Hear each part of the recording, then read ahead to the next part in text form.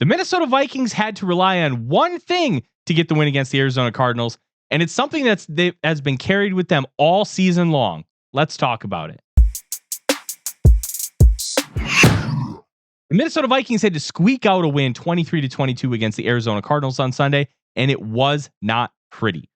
They were down 19-6 early in the third quarter after the Arizona Cardinals ended up getting a touchdown and a field goal in order to kind of increase that lead.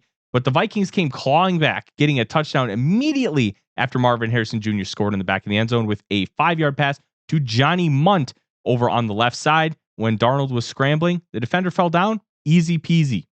But then the Cardinals had a chance to really extend the lead and get that touchdown to seal the win, but they couldn't do it as the Vikings stood tall in the red zone where they were 1-6 all game long. Yes, the Vikings allowed 6 red zone trips after allowing just 26 this year, but they only allowed them to score one time.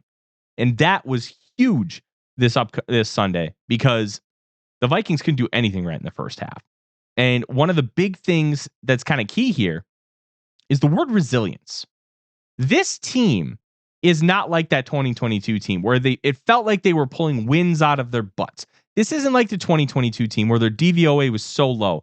Vikings have one of the better DVOAs in the National Football League because they have been playing at a high level. The points just haven't always come around because they have also had some unfortunate turnover luck on the offensive side of the football, which happened again on Sunday. Aaron Jones, who across 1,499 touches with the Green Bay Packers in the regular season, fumbled 15 times. Across 219 touches with the Minnesota Vikings so far, 5 touches, 5 fumbles. It's a truly incredible thing to think about that Aaron Jones has fumbled 1/3 as many times, despite having less than 1/5 as many touches as he had in Green Bay across many seasons. But they didn't quit on him. Yes, Ty Chandler got some run. Yes, Cam Akers got a bunch of snaps. But when the game mattered the most, guess who was in? Aaron Jones catches a route in the flat, and they end up scoring. A few plays earlier, they ran a wheel route. Perfect throw from Sam Darnold. Aaron Jones can't quite bring it in when making a diving attempt. It wasn't that they didn't try. They wanted the resilience story. They wanted to come back. And boy, oh boy, they got it. Minnesota Vikings ended up winning the game because they just didn't give up. They didn't stop. Sam Darnold, despite getting sacked 5 times and getting pressured from every which way by this Cardinals defense, which was phenomenal. Nick Rawlis is one of the better up-and-coming coaches in the National Football League. He kind of reminds me of young Mike Zimmer in how he's being creative with his blitzes, how he's maximizing his personnel. And Zimmer gave him his first shot in the NFL as a coach. He also gave Jonathan Gannon his shot, and the two are now linked. Darnold stood in the pocket. He made good decisions.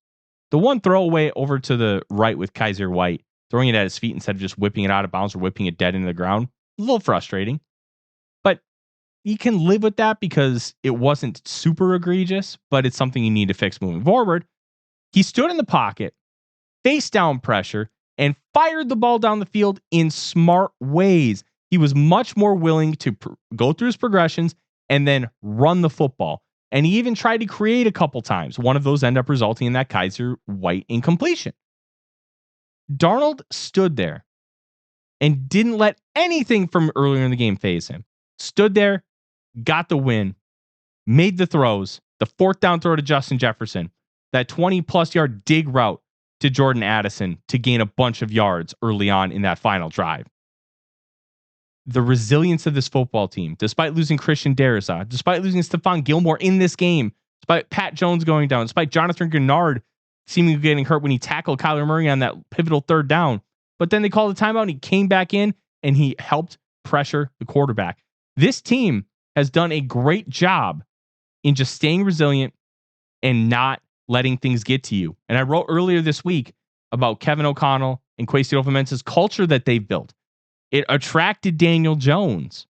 It's going to attract more people. It's going to keep more people in-house because of how well that they're building this franchise. Resilience. It's not just a word, it's the motto. The Vikings have figured it out. They're going to be a tough out no matter who plays them. And they are playing everybody tough.